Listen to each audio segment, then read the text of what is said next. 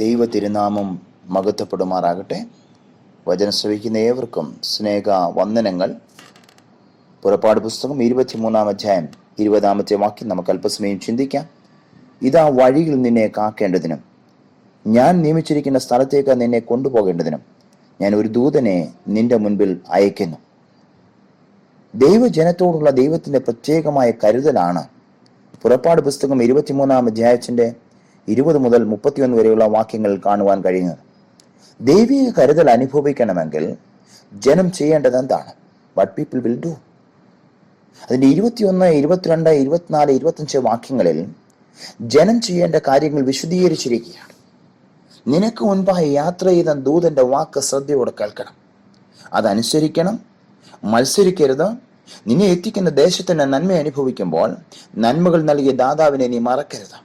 കരം പിടിച്ചു നടത്തുന്ന ദൈവത്തെ പൂർണ്ണ ഹൃദയത്തോടെ ആരാധിക്കണം. അങ്ങനെ ചെയ്താൽ വാട്ട് ഗോഡ് വിൽ ഡു, എന്താണ് ദൈവം ചെയ്തു തരുന്നത്? 3 വാഗ്ദത്തങ്ങൾ. ഒന്ന് possession, the promise of A land. വാഗ്ദത്തം, ദേശം അവകാശമായി തരും. 31, 32 വാക്യങ്ങൾ. അവകാശമാക്കുവാൻ പോകുന്ന ദേശത്തിലെ ശത്രുക്കളെ തുരത്തി ആ ദേശം അവകാശമായി തരും. ദൈവഹിതപ്രകാരം യാത്ര ചെയ്യുന്ന പഴയ നിയമ ഇസ്രായേലിന് അത് അവകാശമാക്കുവാൻ കഴിഞ്ഞെങ്കിൽ, പ്രിയരെ, പുതിയ നിയമ ഇസ്രായേലായി നമുക്ക് ഒരു വാഗ്ദത്ത ദേശമുണ്ട്. അവിടെ നമുക്കൊരു ഭവനമുണ്ട്. നാം ഓരോ ദിവസവും കഴിയും തോറും ആ ഭവനത്തോട് ഏറ്റവും അടുത്തുകൊണ്ടിരിക്കുന്നു. രണ്ടാമത്തെ വാഗ്ദത്തം ചെയ്തിരിക്കുന്ന പ്രസൻസ്, സാന്നിധ്യം. അതിന്റെ 20 മുതൽ 22 വരെയുള്ള വാക്യങ്ങൾ. ദൈവത്തിന്റെ സാന്നിധ്യം സദാ നമ്മോട് കൂടെയുണ്ട്. അവിടുന്ന് ഓരോ ദിവസവും നമ്മുടെ വഴികാട്ടിയായി കൂടെയുണ്ട്.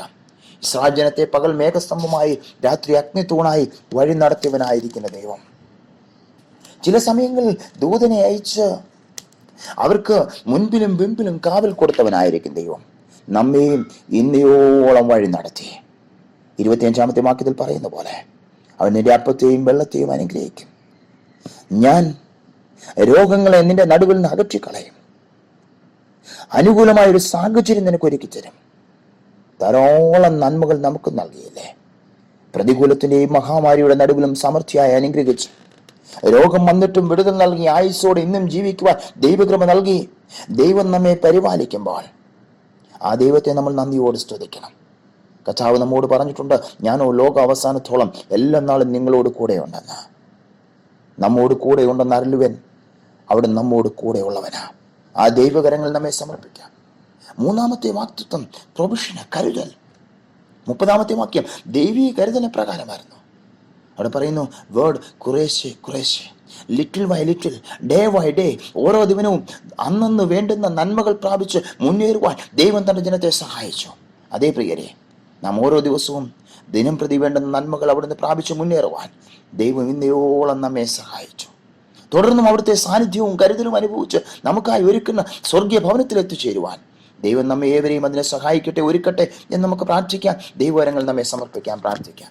കർത്താവേ, ഈ പ്രഭാതത്തിനായിട്ട് ഞങ്ങൾ നന്ദിയോടെ സ്തുതിക്കുന്നു. ഇവിടെ വരെ ഞങ്ങളെ എത്തിച്ച ദൈവമാണ്, ഞങ്ങളെ കരുതിയ ദൈവമാണ്, ഞങ്ങളെ സ്നേഹിച്ച ദൈവമാണ്, ഞങ്ങൾക്ക് വാഗ്ദത്തം തന്ന ദൈവമാണ്, ഞങ്ങൾക്ക് അനേക നന്മകൾ തന്ന ദൈവമാണ്, മുൻപും പിൻപും ഇടതും വലുതും കാവലണച്ച ദൈവമാണ്. ആ ദൈവത്തെ ഒന്നുകൂടെ സ്തുതിപ്പാൻ, മഹത്വപ്പെടുത്തുവാൻ എൻ്റെ കൃപകൾക്കായിട്ട് നന്ദിയോടെ സ്തുതിക്കുന്നു. അങ്ങ് ഞങ്ങൾക്ക് വേണ്ടി വാഗ്ദത്തങ്ങൾ തരുമ്പോൾ ഞങ്ങൾ എങ്ങനെയായിരിക്കണമെന്നോ ഞങ്ങളെ കേൾപ്പിച്ച കൃപകൾക്കായിട്ട് നന്ദിയോടെ സ്തുതിക്കുന്നു. അങ്ങയുടെ വാക്ക് ശ്രദ്ധയോടെ കേട്ട് അങ്ങേ അനുസരിച്ച് മത്സരിക്കുന്നവരോ മറുതലിക്കുന്നവരോ പിറുകുറുക്കുന്നവരോ ആയി തീരാതെ ദേശത്തിന്റെ നന്മ അനുഭവിക്കുമ്പോൾ നന്മകൾ നൽകിയ ദാതാവിനെ മറന്നു പോകാതെ കരം പിടിച്ചു നടത്തുന്ന ദൈവത്തെ പൂർണ്ണ ഹൃദയത്തോടെ ആരാധിച്ചുകൊണ്ട് മുന്നോട്ട് പോകുവാൻ ഞങ്ങളെ എല്ലാവരെയും സഹായിച്ചാട്ടെ. അതിനായിട്ട് ഒരുക്കിയാട്ടെ. പ്രാർത്ഥന കേട്ടതിനായ സ്തോത്രം. യേശു ക്രിസ്തുവിന്റെ നിസ്തുല നാമത്തിൽ തന്നെ, ആമേൻ.